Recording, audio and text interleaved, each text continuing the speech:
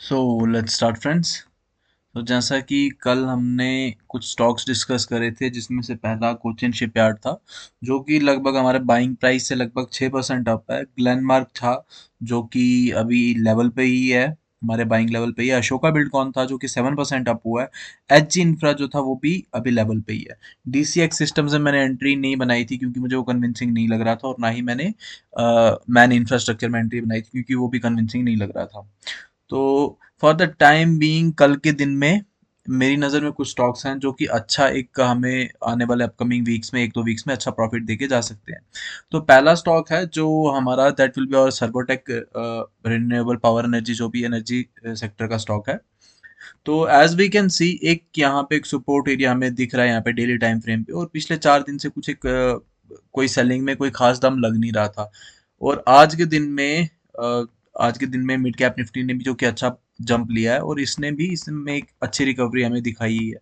तो लगभग 3 या 4% के आसपास ये भी अप हुआ है। तो आने वाले, मुझे लगता है कि आने वाले कुछ दिनों में हमें 4 या 5% का मूव इसमें देखने को मिल सकता है। तो थोड़ा फंडामेंटली देख लेते हैं इसको। स्टिल माइक्रो कैप है, 3,700 773 करोड़ के आसपास का मार्केट कैप है। स्टॉक पी बहुत बहुत हाई है stock P, where industrial P जो है 64 का है। तो थोड़ा सा ये काफी ज्यादा ओवर वैल्यूड लग रहा है। R O C and R O E दोनों ही एवरेज है, 10.4 का आर ओ ई एंड 10.9 का are O C. Interest coverage ratio की बात करी जाए तो 6 के आसपास का इंटरेस्ट कवरेज रेशियो जो कि अच्छा है। डेट टू इक्विटी की रेशियो की बात करी जाए तो 0.45 के आसपास का डेट टू इक्विटी रेशियो।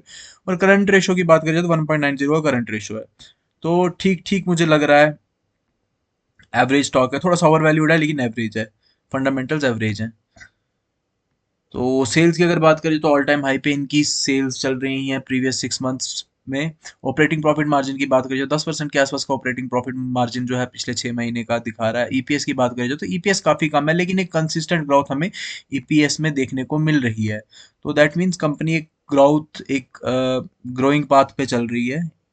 और सेल्स की अगर बात करें तो ऑल टाइम हाई पे इनकी सेल्स चल रही है as we can see. Operating profit margin अगर ईयर ऑन ईयर की बात करी जाए तो 8% के आसपास का इन्होंने अच्छा भी ऑपरेटिंग प्रॉफिट मार्जिन दिखाया है। और ईपीएस की बात करी जाए देन अगेन ईपीएस एक बहुत अच्छे ग्रोइंग इसमें दिख रहा है हमें।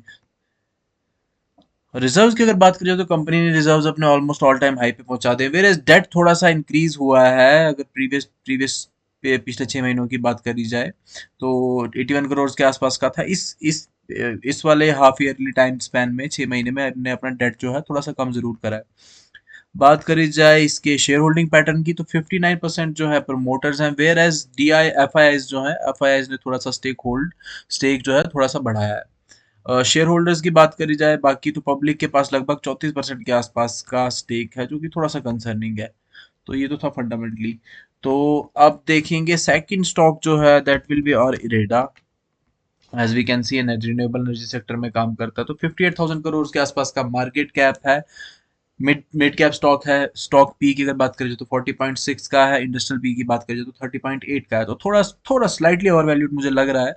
आरओसी की बात करी जाए तो 9.30% का ROC, where RO is very good. ROE 17.3 का आरओई है। तो इंटरेस्ट कवरेज रेशियो की बात करी जाए तो 1.50 का interest coverage ratio, where debt to equity की बात करी जाए तो 5.85।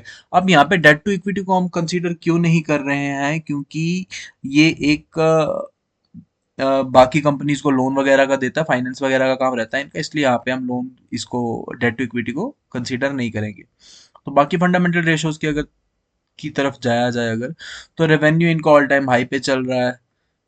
ईपीएस की अगर बात करी जाए तो ईपीएस एक इंक्रीजिंग ऑर्डर में हमें जैसे कि देखने को मिल रहा है, इंक्रीजिंग ऑर्डर पे।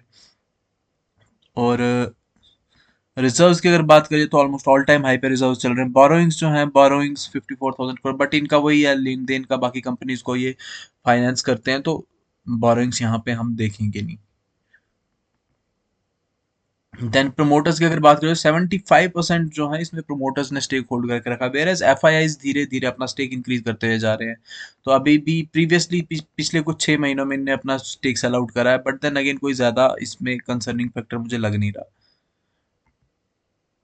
पब्लिक की बात करें तो पब्लिक इसमें भी ज्यादा ही है, 22% के आसपास पब्लिक है। तो इरेडा को एक बार टेक्निकली देख लेते हैं। So this is IREDA.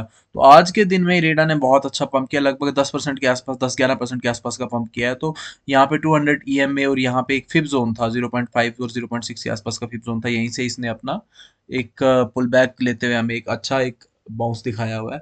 तो ये एक क्रूशल जोन है, एक ये वाला जोन जो है 224 से 228 के बीच का जोन जो है वो थोड़ा सा क्रूशल है। लेकिन मुझे लग रहा है कि आने वाले अपकमिंग 1-2 वीक्स में हमें इसमें आराम से 7-8% का टारगेट इसमें भी देखने को मिल सकता है। थर्ड स्टॉक जो रहेगा दैट विल बी और ब्लैक बॉक्स। तो डाटा सेंटर्स का ये स्टॉक है, डाटा सेंटर सेक्टर में ये काम करता है। तो 10,000 करोड़ लगभग 11,000 करोड़ के आसपास का मार्केट कैप है। स्टॉक पी की अगर बात करी जाए तो 49.8 है, वेर इज इंडस्ट्रियल पी 42.3, तो फेयरली वैल्यूड लग रहा है। आरओसी एंड आरओई दोनों ही बहुत अच्छे हैं, 42.5% का आरओई है, वेर इज आरओसी 30.9% का है। तो इसको हम लॉन्ग टर्म के लिए भी मैं इसको कंसीडर करूंगा। इंटरेस्ट कवरेज रेशो की बात करी जाए तो 2.74 का interest coverage ratio, where is debt to equity की बात करी जाए तो 1.13 का डेट टू इक्विटी रेशो है। तो डेट टू इक्विटी थोड़ा सा ज्यादा है, बट देन अगेन अलार्मिंग नहीं है। प्रोमोटर्स होल्डिंग की बात करी जाए तो 71.1% प्रोमोटर्स होल्डिंग है, वेर जिसमें लगभग 9% के आसपास प्लेज्ड होल्डिंग है। तो अगर सेल्स की बात करी जाए तो ऑलमोस्ट 1497 करोड़ के आसपास की सेल्स हैं इनकी पिछले 6 महीने की। ऑपरेटिंग प्रॉफिट मार्जिन की बात करी जाए तो एक अच्छा ऑपरेटिंग प्रॉफिट मार्जिन ने पिछले 6 महीने में मेंटेन किया हुआ 9% का। वेर ईपीएस की बात करी जाए तो लगभग 3.04 का ईपीएस है इनका, जो कि हम देख भी रहे हैं कि इंक्रीजिंग ऑर्डर में हमें देखने को मिल रहा है। अगर ऑपरेटिंग प्रॉफिट मार्जिन की बात करी जाए ईयरली तो 8% के आसपास का इनका इस साल का ऑपरेटिंग प्रॉफिट मार्जिन भी है। और ईपीएस की बात की जाए तो लगभग 10.11, 10 रुपए का, 10.11 रुपए का इनका ईपीएस भी, अर्निंग पर शेयर भी। रिजर्व्स की अगर बात करें तो रिजर्व्स ऑल टाइम हाई पे चल रहे हैं, 603 करोड़ के आसपास इनके रिजर्व्स हैं। वेयर बोरोइंग्स जो है, बोरोइंग्स थोड़ी सी बढ़ी हैं, एज जो कि डेट टू इक्विटी रेशो में भी हमें देखने को मिला था, but then again concerning factor नहीं है ये। शेयर होल्डिंग की बात करी जाए तो 71% स्टेक जो है अपने प्रमोटर्स है, whereas F I Is ने थोड़ा सा स्टेक सेल आउट करना शुरू किया है, 3.38 एफ आई आईज के पास है। डी आई आईज ने अभी रिसेंटली थोड़ा सा 0.01% से स्टेक बढ़ाया है इसमें, वेयर एज गवर्नमेंट का भी 0.13% स्टेक है। पब्लिक के पास थोड़ा सा ये शेयर ज़्यादा है, 25.41। इसमें एंट्री बनाने का रीज़न अगेन मेरा प्योरली टेक्निकल है, तो देखते हैं टेक्निकली हमें क्या दिखाता है। This is the black box. Okay, so अभी कुछ टाइम पहले एक बहुत अच्छी रैली ब्लैक बॉक्स ने यहाँ से हमें देखने को मिली थी। बट अभी अभी सिंस रिट्रेसमेंट हुई और ये हैमर कैंडल के बाद इसने अच्छा एक रिकवरी दिखाई, तो मुझे लग रहा है कि आने वाले टाइम में 7-8% इसमें भी हमें 2 या 3 हफ्ते में देखने को मिल सकेगा। लगभग 8% के आसपास का टारगेट ये भी दिखा रहा है हमें। जो चौथा स्टॉक रहेगा दैट विल बी और हिमाद्री स्पेशलिटी केमिकल। तो केमिकल सेक्टर में ये जो है ये स्टॉक काम करता है। स्टॉक पी की मार्केट कैप की बात करें लगभग 29,000 करोड़ के आसपास का मार्केट कैप है। स्टॉक पी की बात करी जाए तो 60.3 के आसपास का स्टॉक पी है, वेज इंडस्ट्रियल पी की बात करी जाए तो 34.2 के आसपास का इंडस्ट्रियल पी है, तो ओवर वैल्यूड लग रहा है। आरओसी और आरओई दोनों ही बहुत अच्छे हैं, आरओई 15.4% एंड आरओसी 18.8%, दोनों ही बहुत अच्छे हैं। इंटरेस्ट कवरेज रेशो की बात करें 12.7% के 12.7 के आसपास इनके इंटरेस्ट कवरेज रेशो है। डेट टू इक्विटी की बात करें 0.10 डेट टू इक्विटी रेशो है। करंट रेशो की बात करें तो 2.67 इनका करंट रेशो है। तो फंडामेंटली ये स्टॉक मुझे अबव एवरेज लग रहा है और आने वाले टाइम में अच्छा परफॉर्म कर भी सकता है। तो सेल्स की अगर बात करी जाए तो 11,137 करोड़ के आसपास की इनकी पिछले 6 महीने की सेल्स। ऑपरेटिंग प्रॉफिट मार्जिन की बात करी, ऑपरेटिंग प्रॉफिट मार्जिन इनका लगभग ऑल टाइम हाई पे चल रहा है 18%, यानी कि कंपनी अच्छा प्रॉफिट कर रही है। ईपीएस की अगर बात करें जो तो एक इंक्रीजिंग ऑर्डर में अगेन हमें ईपीएस देखने को मिल रहा है, 2.74 हाईएस्ट ईपीएस पिछले 6 महीने का। हर 6 महीने की अगर बात करें तो इस 6 महीने में इनका अभी तक का हाईएस्ट ईपीएस रहा है। ऑपरेटिंग प्रॉफिट मार्जिन अगर ईयर ऑन ईयर की बात करी जाए तो अगेन 16% जो है इस साल का इनका ऑपरेटिंग प्रॉफिट मार्जिन है। और ईपीएस की बात करें तो 10.03 का ईपीएस इस साल का भी हमें देखने को मिल रहा है।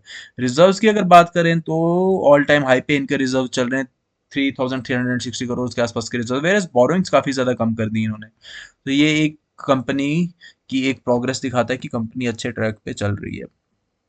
प्रोमोटर्स की अगर बात करें जाए तो लगभग 50% के आसपास प्रोमोटर्स हैं, 5.24% के आसपास हमारे F I I's and D I S भी 3.59% के आसपास हैं। वेयर एज पब्लिक के पास, if we can see, public के पास ये शेयर थोड़ा कम होता हुआ हमें दिखाई दे रहा है।